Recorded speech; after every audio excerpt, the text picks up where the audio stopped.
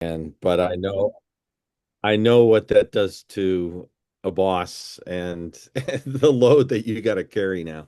So anyhow, I Well, appreciate I appreciate the attention, and yeah, I'd be happy for others to come and learn from me, but I'm kind of excited. It's all about me right now. no doubt. Well, that's that again, that could be a blessing right there. So what we can do is I saw that you asked for I mean, if you'd like to share your screen, however you like, maybe Sure. we could go over your entire deal. Let's dissect Okay. this bad boy. Yep. Figure out exactly what let's go over it. Let's figure out how to do it, man. I'm ready. Yeah. So, okay, let me share my screen. Never know. That's not it. Chrome, Google Chrome. Um, let's go. It's always a challenge trying to get around all these boxes. Oh, that's okay. It's Um, not a rush, not a race. yeah. I picked up my kiddo from school, and so he's, man, I swear my kid's like a diva now. He's got like I got him a little smoothie. The ladies, our secretaries love him, so he gets a lollipop, and he's watching Blippi in our conference room right now. I'm like, you know what, dude? I was eating cow tongue in my grandparents' basement when I was your age, buddy. Cow Trying to tongue. find something to do Woo, woo. after school, you know? So, Okay, all right, so show what me. what I'm going to show you first is a summary, so you kind of get the full scope, and then we'll go to the pro forma, and then we can talk about some of the details. So this is an opportunity in Green Bay, Wisconsin. Um, the address is 1132 Lincoln Street. It's right off of, less than a mile off of I-43. So great location, in and out, really well. It's in the Green Bay County, but just on the north side. I just put these pictures in to give you kind of a quick feel for it. This is the current building on the top. Um, uh, I think the vacant value is 1.7. They're asking 1.4, which is down from 1.9 just a few weeks ago. So the landlord is tired. It's got an old section here. This loading dock area is very old. That's from the 1960s. It's got some newer sections to it, and one section kind of in the middle there that is a very repressed. It was where all their compressors were, and it's not even up to grade, it's lower. So it's almost like a basement, which I think is wasted space. I just put it into AI and said, hey, if I wanted to build 2 units out of this and make it pretty, what would it look like? So that's what AI came with. That's all the way to the tens, I think. Of course, we're not looking to do it that well. We'd be wanting just to do the minimum required to make it leasable and um, exciting for tenants to do. So, like I said, a mile from Highway 43. The building has 6 sections. Earliest section is from 1960. It needs a complete roof. Now, we've got a partial estimate What's the square that footage, CH? 64,000. Sorry. No Yep, problem. 64,000. Needs a complete roof. Partial estimate is in the folder. That came in at 330,000. So, but that's not at all. It's not sprinklered because it was grandfathered in. So that's Sure. a big deal. The current tenant is a European-based manufacturer. They manufacture ice cream cones. And they're just using it as storage. They're right next door, and they're using 50% of the warehouse at a 548 month to month. So it's technically vacant, but could we sign them and get them, to put it down on paper? It's located in mostly a residential neighborhood, which I kind of saw as a problem at first, but then I spoke to the neighbors and they said, hey, we've never had any problems with them. The trucks go out a different kind of entrance into the neighborhood. There's a city. What's nice is there's a city vehicle department right behind our building and next door's building. And so it's not like, we're the only outliers there. The city has a big transportation garages and all that kind of stuff. Um, it's about it's about a mile northeast from a whole new section of Green Bay that's new offices, new condos. I didn't quite see many new industrial places there, but the neighborhood's changing. So a mile away, neighborhood's starting to change, which I thought was good. From what I can tell, and I haven't talked to any leasing agents yet, but what I can tell from the leases that I did see, they're ranging between $5 and $7 a square foot. So that needs to be obviously thoroughly checked out. The landlord's tired. He's hungry to get out. He's got headaches. He just, he's got an old dilapidating building and he just dropped the price from 2.9 to 2.4. So I'm thinking he's ready to move. I asked about would he be willing to do seller finance, and the agent said yes. That would be, something. Of course, he said he wants to be in first position, but I kind of chuckled, and Yeah, everybody understands what position he'd be in. Renovations. I think this building is really meant to be two separate buildings at 32,000 square feet each. And we can go over that, why I think what's that. the But current guy paying right now? the current guy is He's paying, occupying 32,000 feet. yeah, he's occupying, well, it was really strange how the agent told me it because he said they're paying what was it, 548. And I said, oh, Okay. that's a pretty good take on a 64. And he Yeah, said, no, they're only leasing half of it. And so really, when I think in the documents, they're actually leasing all of it for 274. I But see. but Okay. they're not using all of it. Because when I walked through, I said, everything was on the floor. There were only a couple sections with racks. So I think they're just spreading out, trying to avoid the leaks in the roof.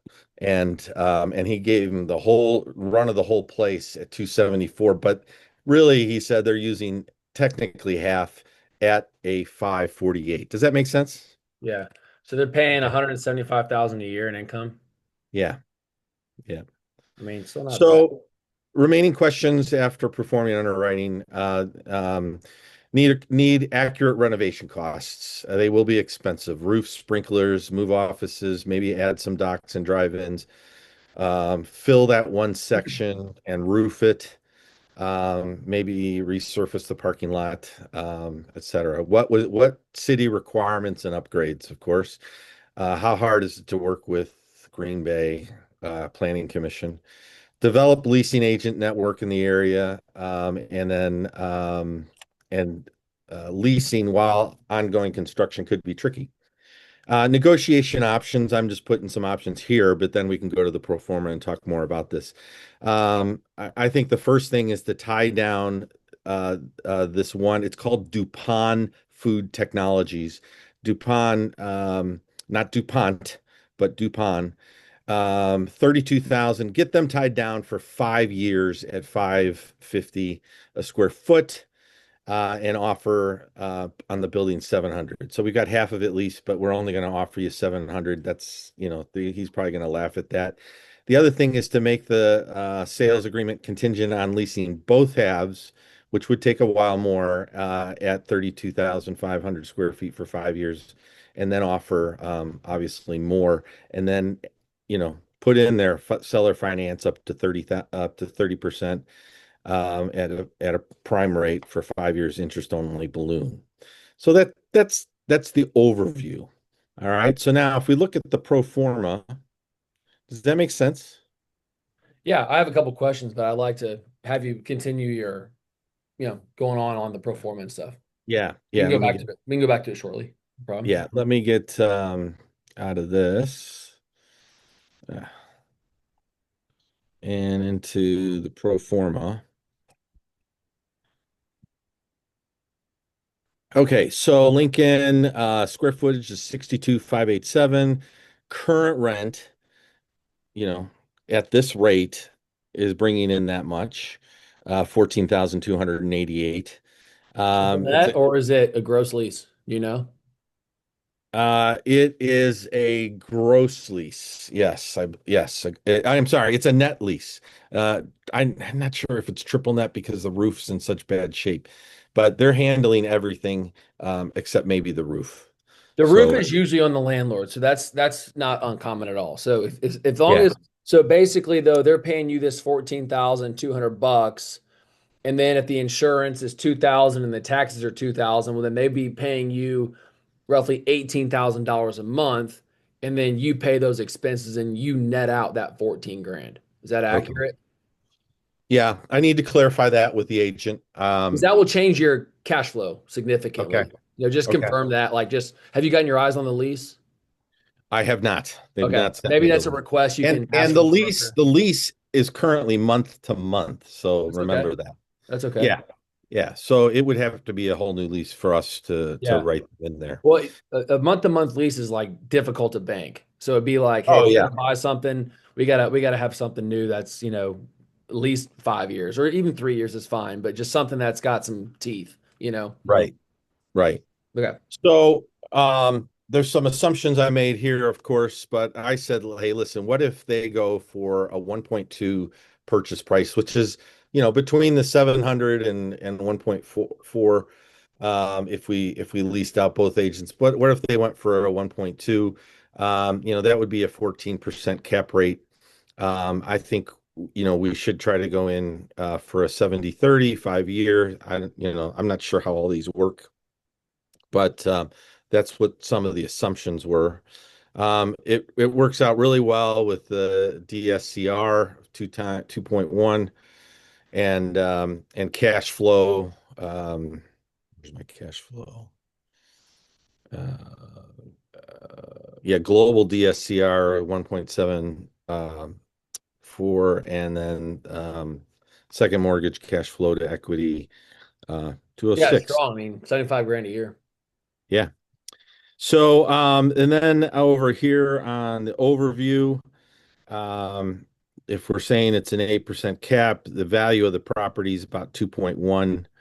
Um, um, I think that's a little high, but debt service coverage 2.1, 14% capitalization rate, rent per square foot. That, of course, is only half the property. So, the rates in that area are between 5 and 7.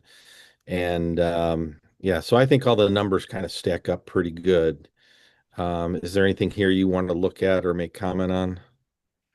My biggest comment, if you go back to the assumptions tab and Yeah, just go up to your total injected equity of your offer price of 1.2, right? yeah, That's your purchase of the property, correct? yes. Okay. So I've just got the biggest notes that I have. If you got a roof and 60, call it 65,000 square feet, because I went to public school and I need I need more. Right. Yeah, Um, I don't know what the price of poker is up there. I think 300,000 for a roof is very low. modest. I think that's Yeah, I think that's a modest price, unless they're just going to coat something and you're not going to get a warranty on it. yeah. But also, too, I mean, it just depends on what you're trying to actually do. Also, on the sprinkler, that's not necessarily a concern. I mean, my question would be is if you're going to have a new tenant in there and you're going to have to go out there and maybe I pray you should not have to go and rezone anything. But if you're going to have a tenant that's going to go in there and they have a certain type of business, there's going to be a zoning that has to correlate with what their business is. And if they say, okay, Okay. we need an M1 versus a literally an M1 versus an M2, and you have to rezone it, dude, it truly opens up a can of worms because then you got Uncle Sam looking at the project, and then they start like because all they see is dollar signs. Honestly, if we're gonna call a Yeah, spade, I've been on the other side of it. I'm like, all they care about they don't care about you and I. They don't right, care about what's best for the tenant. They right. truly look at themselves. They look at like what is actually in it for me here, and that's where you hear about bribery. That's where you hear about people like graft. I mean, it's reality, right? Like Yeah, I played the game for a little bit. I just see how it works, and yeah. so my thought is that if we can discover if the building doesn't need to be sprinkled, if it's already grandfathered in and you don't have to do any rezoning, you should not have to deal with any sprinkling system unless it's already in there. Okay. But but I will say this, if you do have a tenant, a big, maybe a publicly traded tenant that wants to come in there and occupy that space, I'm doing this right now on a site. They said, and this is my broker's idea, and I like it, is if they need a sprinkler system, which is not cheap. I mean, this one I've got is 28,000 feet, and I was getting a quote at like $250,000 for Yeah. a Yeah. sprinkler system. It's just not cheap to do because you Right. got to tie it into the city water, and then it gets expensive. But I say all that. What we're doing is we're offering the tenant, I will pay for the sprinkler, and of course I'll borrow the money, but then they'll pay me back not only through interest or through rent. Hey, buddy, you okay? Um, just give me 1 second, buddy. Hang on. I'll be out there in 1 second. Um, so I told you I pick up my kid up from school and I'm at the office. Mm. But um, what I did is as I told the guy, I said, listen, if you are, again, I'll pay for the sprinkler system, but you will pay me back with added into the interest rate. But there's two positives of this. You earn the price or the principal that it costs. So the tenant will pay for the principal that you borrow the money, you pay the interest on the debt to the bank, but you can tack on a couple points of interest on top of that interest and principal to the bank. But also, here's the key: you just improved your real estate with someone else's money. You Oh know, yeah. like Yeah. you just put a Completely. brand new sprinkler system in a site that's like Yeah. they can't take that away at that point. Yeah. So Yeah. that's a You're positive way of doing thinking. you're doing that payback over the term of the lease? Yeah, I amortize. Again, we haven't agreed on this. I don't even know if this tenant will actually need this or not. But um, we told them we would, the lease was like, it's a 10-year lease. And I just said I'll amortize it over 7 years. And the sprinkler would be, if they needed it, if the city deemed that they needed it, I'd pay for it. And then they'd pay me back the 250 plus the interest that the bank's charging me plus 2 points of interest just for my Right. because Trouble. that's what we agreed on. Yeah. Yeah. Yeah. So That's that's a awesome. thought that you can that's some firepower you can have if Right. a tenant comes in and is like, oh, I need this. Like, no problem. We could come up with Yeah. something. But make sure that they're a tenant that's like, can you don't want to put that in and then they go sideways and you're like, damn it, I'm out like 400 Yeah. grand on this thing or $500,000 and Yeah. I'm the one cutting that check every month. That's a Right. stinger. Right. No, no, no. I like how you structured that. I think honestly, the zoning could be an issue. It's zoned as G1, which is general one. I'm not sure what that gives you in, but it's not M1, which I would really want. Um, um, but what was there before was a cold storage facility. So they had refrigerators all through that facility. That's And um, so so I don't know. might have a great opportunity if you wanted to go. I mean, there's probably a bunch of meat distributors or at least food companies that are, I mean, shit, even up in Wisconsin. I mean, it's cold up there. So, I mean, Yeah, there might be the opportunity to, you go have your broker go around and just say, hey, we've got space and we got, again, figure out what the story is with the existing guy. But you say something like, hey, we will do we'll cut this out. We'll do 5,000 square foot bays, or we'll do something where you can have almost like, I mean, I'm kind of just hitting off the cut here, but sure. imagine if you were the facility where you were able to have 15 different food distributors and you had a couple tractor trailer spots, you had a couple spots for their forklifts, you had some roll up doors, and then you had all these different bays inside where they all had their own unique space for their product Hmm. and they weren't and it was all cold storage, I guess, I don't know, something along Yeah, those lines, but that's yeah. just maybe that's out there, but just then It you could can be. use the facility as it was kind of maybe already originally intended for versus having to go Yeah. and reinvent the wheel. Yeah, yeah. The space, the newer spaces look really good. The old space is tired, built out into offices, which are useless and actually hinders the use of all five That's right. dock. So there is some renovation inside that we'd want to do. But the possibilities of splitting it seemed a lot more tenable. If you wanted to go down into, like you said, under 10 sized units. I think that would take a lot more work, but you never know. Are those offices pretty dated? Oh yeah. Yeah, they're Man, tear you might want down. to knock those things out. Like you just Absolutely. knock them out and you just have more availability. And what that can do for your tenant is just open up more square footage, and for Yeah. square footage you can rent at a higher price per foot. Right, right. The thing on that is, so that part of the building, this one section, it's small. I can't remember if it was like 4,000 square feet or something. Where the offices were, that's only a 12-foot ceiling. Everything else is 17 to 22-foot ceiling. So we're good everywhere else except for that one section. Um, yeah, yeah, Do you yeah. have any yeah, thanks for putting up. I guess I picked him up from school and he's still a little rocky.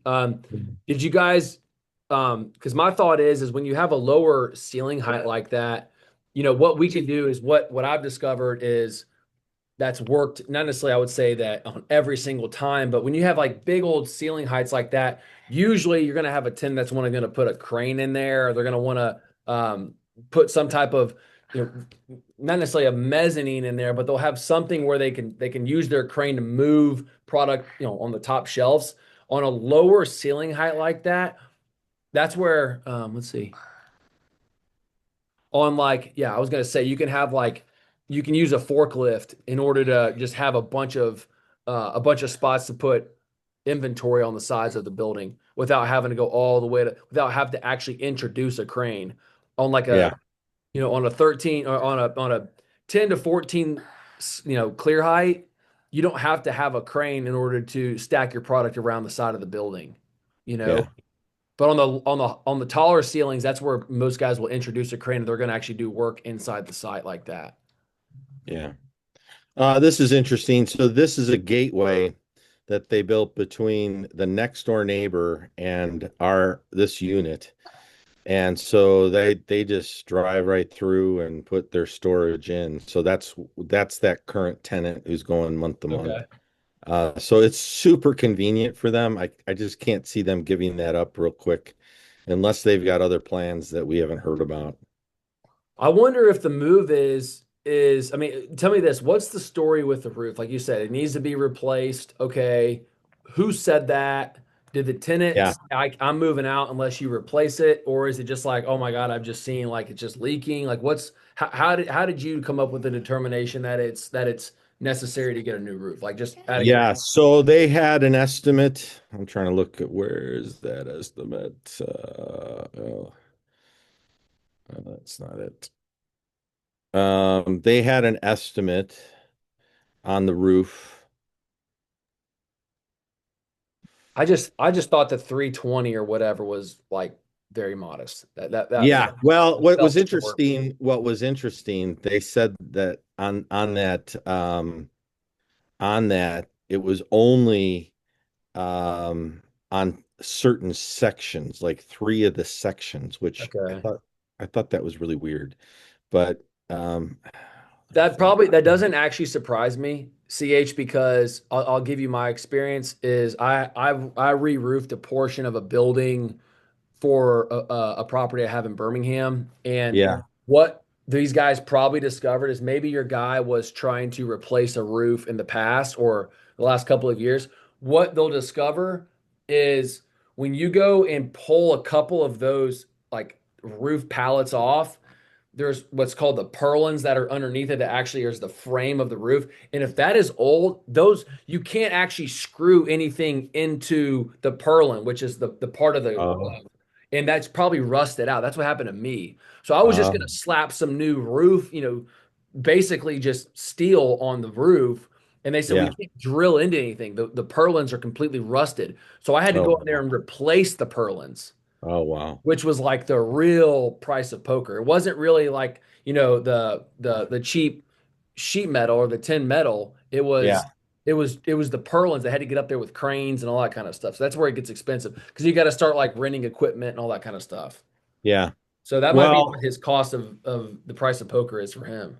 yeah, and and that's worth it. The other thing I thought of, if you look at the picture above the property, it does look like they maybe re-roofed the older section at one point, so they just didn't estimate that. But that's all has to be investigated before you get to anything signing, and that those are the things you have to figure out before Yeah, you I mean sign. the move on that too is, I mean, man, I can't stress enough that like you get an inspection, these guys will just like put these bad boys basically you whatever you come to agreement on, you get an inspection, it'll be like you'll be able to like mop the floor with them. I mean, it's like Okay.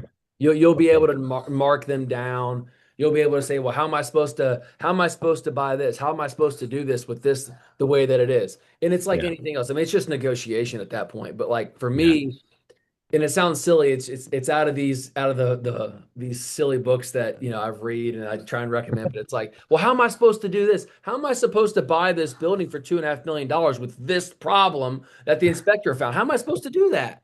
And Yeah. you put it on them like that, and they're like, well, yeah, okay, well, they almost like just instantly agree with you. It's that it's the Never Split the Difference by Chris Voss. Like, how am I supposed to do Oh, that? right. You know, Right. it's like, what am Right. I supposed to do? Yeah. And Yeah. Yeah. Yeah. Yeah. Yeah. I mean, it Hey, sounds silly, but just real quick, I just went to Chris Voss's thing in Dallas.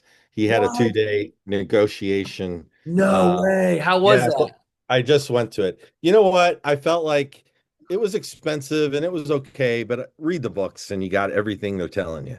Yeah, So, I mean, it was great to hear some of the stories, hear some of the stories. yeah, But I told somebody else, I said, it's his first book and this new book that they're coming out with together. And it all the strategies that were explained at this seminar. It was nice. It was good to talk to people about it. It was good to yeah, kind of exercise it a little bit, but it didn't, I didn't need to spend 3 grand on it. So yeah. I hear that. I mean, it's one of it's cool to be in person on some stuff. Like I've paid for things like that too, and I'm like, yeah, did I really get the money's worth? Maybe the point of that really is like to introduce yourself to somebody there that you can like maybe take a relationship with you. Maybe that's the key.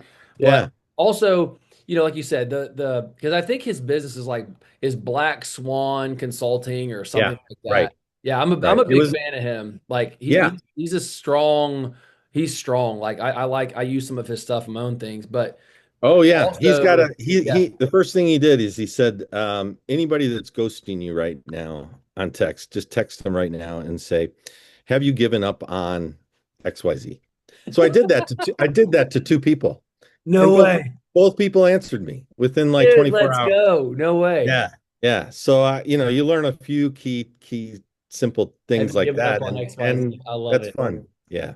I Yeah. love it. No, he's got some good little texts. Like I love his mirroring idea where you Yep. just like keep asking questions and questions. Yeah. Like I was a big yeah, I really followed him about 2 years ago.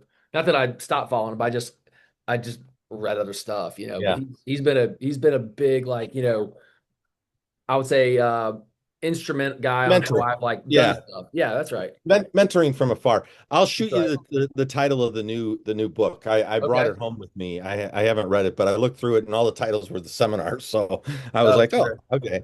But yeah, mirroring is a big one. Yeah, so that's like so I would say to you, seems like Nolan, like you like this deal, but there's a lot to figure out. Uh, does that sound right? Yeah, yeah, it sounds right. It sounds right. Okay, yeah, okay. Yeah, it's like, So yeah, I love it. It's like, hey, so yeah, you'd be like, hey, so tell me more about you. Oh, I played college baseball here at Arkansas. Oh, so you played college baseball at Arkansas? Yeah, I played there at Arkansas. Okay, you just like keep asking them questions. You just right. respond with whatever the last thing they said, and they just keep telling you more information. And then they Yeah. feel like you're the best conversationalist of all time. They're like, wow, that Yeah. guy's like really like that guy's a Yeah. really great guy. He just didn't do anything. You just ask them questions about themselves. Right. Mirroring and labeling. Yeah, those were the two biggies. That's right. Labeling is Um, all right. So Nolan, I know we gotta I don't know if we have to wrap this up soon, but what are you thinking about this? What are my next steps? And how do we get this down to where I can get it to a deliverable LOI? what I'd really like to look at on your if you want to go back to your pro forma real Sure. quick. Let's go look at that. And then if you want to scroll over to your vacant offer calculator or the Yep. vacant offer, I have did you that. ran the numbers on that? Yeah. Yep. So I would be incredibly conservative on those numbers because not to mention uh, when it comes to the price of the roof, when it comes to the demolition of the inside, when it comes to potentially moving that tenant out, when it comes to holding interest carry, when it comes to leasing commission, it's always, and I've experienced this, I haven't lost on it, but it's always more expensive than what you honestly can imagine to Mm, flip a vacant site, getting it up to code if that's necessary, which really isn't expensive, but the cost of some of these permits are like $100, but it takes time. That's probably the most yeah. expensive cost is because you have to deal with the city. And man, in Birmingham, they only work 4 days a week and they Sure. only work whenever they want. And Right. if they don't have the time to go out there, well, then guess what? They'll tell you to kick rocks and flip you. Stop, Prior. Okay, I'll go potty with you. Just 1 second, okay? Let me finish this up, please. 1 second. But it's because then when you borrow $3 million that you know that is going to end up being worth 5 million, the $3 million of daily average cost of interest is where it eats you alive. Yeah. That's where the profit is ate alive, you know? And so for me, that's where you buy it right. And on top of this is another thought. We had this call or we had this idea last week is if your guy says, hey, all right, I want to be in first position or whatever, or hey, I don't have or whatever. What I'd say is this: you tally up what that total cost is going to be. First, maybe go to the tenant and ask him, hey, listen, the market rent up here is $5 a foot. You guys are at 250 or whatever. You guys want to like figure out where this current guy is. Yeah. Just be like, listen, I'm gonna buy this building whether you like it or not in an arrogant sense, but just in like a Sure. matter of fact. Like, I'm gonna buy this building. I really like to continue our friendship and partnership. The market up here is around $5 because there's some stuff that still needs to be done. I'll give you a discount at 4, but I'm going to need you to give me 5 years with a couple of years of options. Like that's the only way I can actually make this deal bankable. And just be matter of fact with them, and then let them come back with you at something. Right? Start them out at 5, negotiate down to 425 a foot. Right? But Sure. now you got on a 5-year triple net lease at 425 a foot. You didn't do anything to the site, but then you lock them in. You got income on the building at that point. Yeah. Then once you negotiate that lease and you got them paying you rent, that's when I would go back to that seller. When you have all these improvements that you can make, especially if the tenant says, I only want to rent half the space. So that way, you've got 32,000 feet of vacancy that you can lease. Right.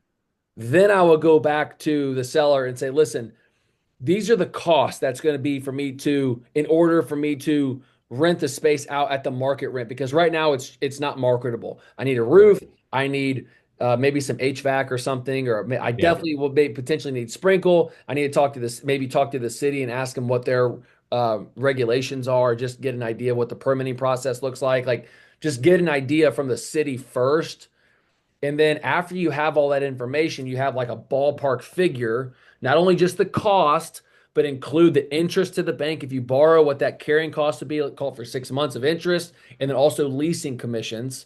You Yeah. group all that into that cost. And then from there, let's say it's $1 million. You say, all right, you go to the seller, I'm going to give you your purchase price of the $2 million that you want or whatever. But what I'm going to do is I'm going to borrow, the $2 million. I'm going to borrow X amount from the bank, though, but they're going to be in the first position. I'll give you $1.3 million now, but 1 million of that is in third party escrow that goes to making the improvement on the site. And Mm, then after we go and improve it and we lease the space up and it's the lease seasons, then we go refinance because the building is now rented at $6 a foot globally because we got one guy at 5 and one guy at 7. Now the building is appraised for 5 million bucks. You can refinance the equity and pay everybody out, and you got a new mortgage, and you're really still in it for none of your own money. okay. If you All can right. follow that, that's kind of how I was thinking about it. It's like present it to the seller. If he's motivated, he's wanting to move something. Man, you might be able to squeeze him for something that you might. I mean, just swing for the fence. Yeah. But I would really recommend getting all of those costs like Okay, not, so not down how to the do I dollar, do? but within like $10,000 each, you know? Yeah, sure, absolutely. Yeah. No, I understand what you're saying, and that's definitely a wild card there right now. How do I go do that if I don't have an LOI with them right now? Do I just ask permission and say, listen, I want a building inspector before I submit an LOI? Man, well, here's think about it this way. Like, what are they gonna do? They're gonna come and sue you for something? Like, what have you done wrong? You've talking to people like what are they gonna do? Tell them to come back with a warrant? I mean, like what Okay. like I'm kind of a cowboy when it comes to that. And Okay. I just go and sit down with people and just say, hey guys, listen, this is what I'm thinking about doing. And I just don't want to waste anybody's time. I don't want to get anybody too Yeah. giddy, but this is what I'm thinking about doing. I want to make an offer on this site, but I'd really like to speak with you first if you got 15 minutes to see if we're compatible, right? It's like eHarmony for landlords and tenants, basically, Yeah.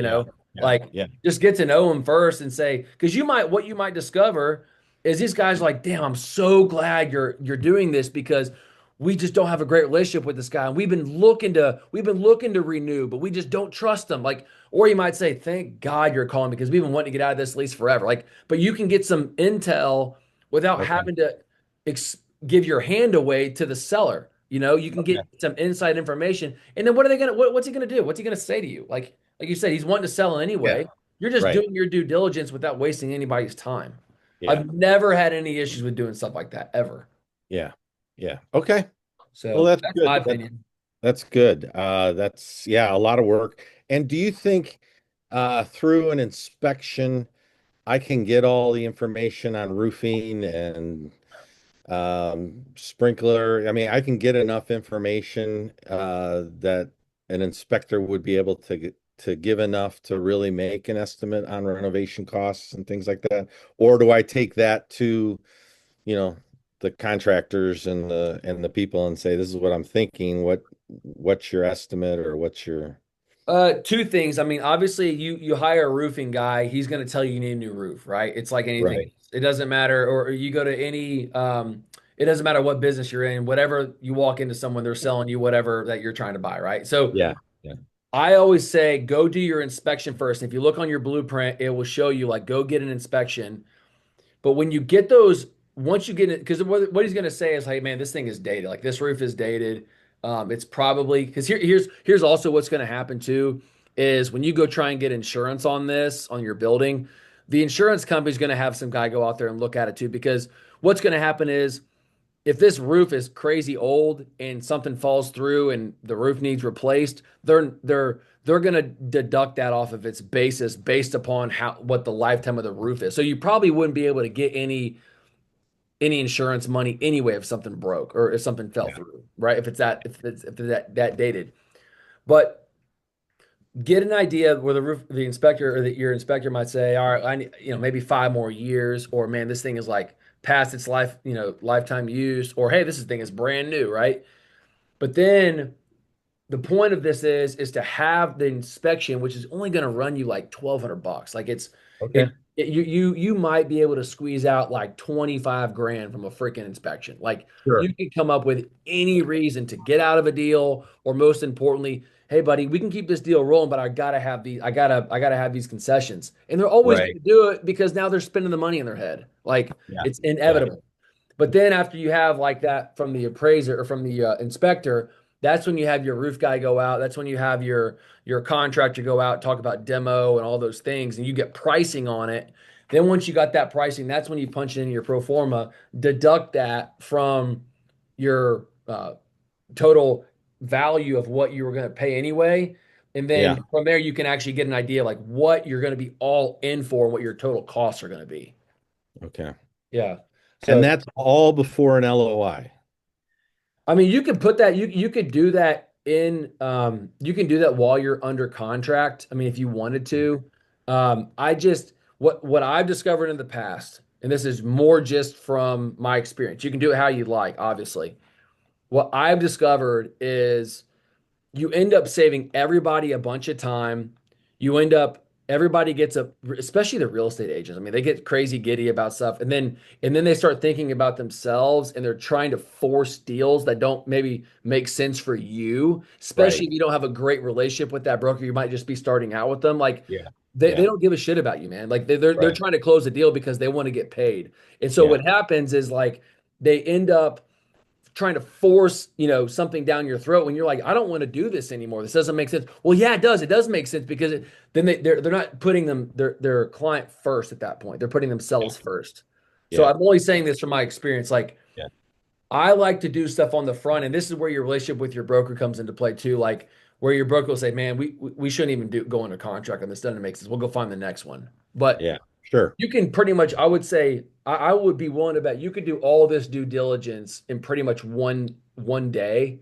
Of, Oh, it would take you probably one day of meeting with that tenant, going to the city, asking what their yeah. requirements are for sprinkling, giving maybe like even an itemized list of what the different zoning laws are and what type Right. of tenants can occupy what zonings, which zones, and then from there you can again talk to your roofing guy and say, what are you usually pricing out a foot for a new roof? Right. What are you guys pricing out to demo stuff per foot? And then you can kind of back into something with soft cost, with the soft estimate. Sure. And then with that, then you can kind of go to your guy and say, this is where I'm at, dude. Like, we're either close or we're not close. Like, what's your opinion? And Right. then after he's like, hey, I'll tango with you, then I go to the tenant and say, all right, here's what I'm thinking about doing. This is where I'm at. What's your opinion? And then you Okay. start trying to move the ball from there. Yeah, that's You wonderful. know? This is the roofing estimate that they sent me. So out of the six sections or seven, they only inspected the one, two, three. I think this is kind of all new. That's why they didn't do that. I don't know whether this is new or not. Okay. But yeah. So it's pretty crazy. And when you come, I don't know what this is, but when you look at it, it's obviously, and so they come down here and go, Very, failing, very poor.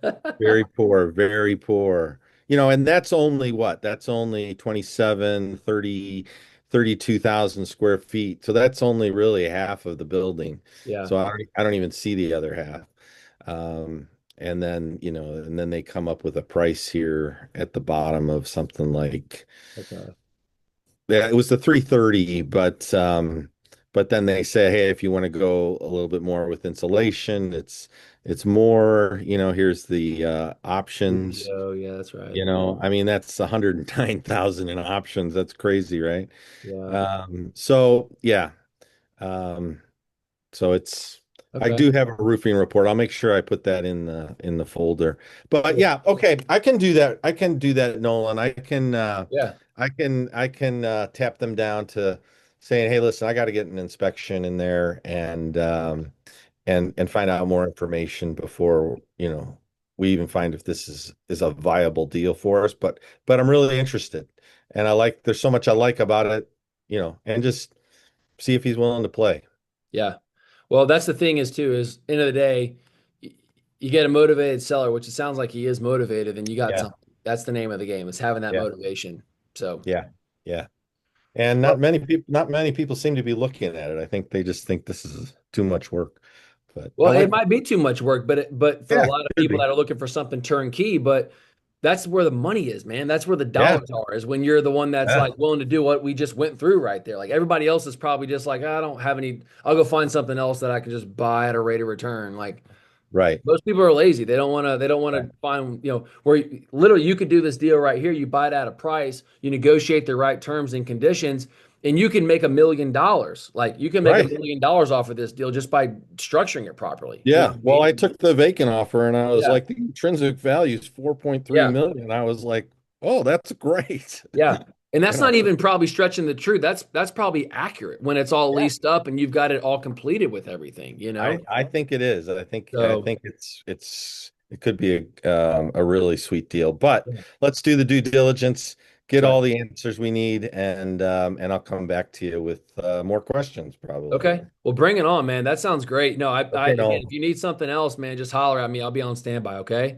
Okay, love it. Thanks, What I'll Nolan. do too, CH, is I'll upload this to school and everything so you can have it, and I'll even send you the link as well, just Okay. individually so you can have it too. That kind of Yeah, I thing. want to go back and make notes and just make sure I'm covering everything we talked about, and that's good.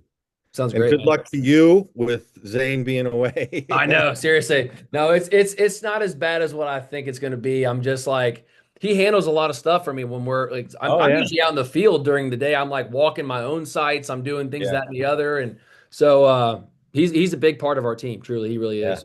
Yeah. Yeah. I get it. I get it. I So get it. okay, man. Well, good deal. Well, Okay. I'll get on this. I'll upload this and everything, and holler at me if you need some. Okay, man. All right. God bless. Thanks, Awesome. brother. God bless you, Yep. CH. Thanks, brother. See you. Take care. Bye.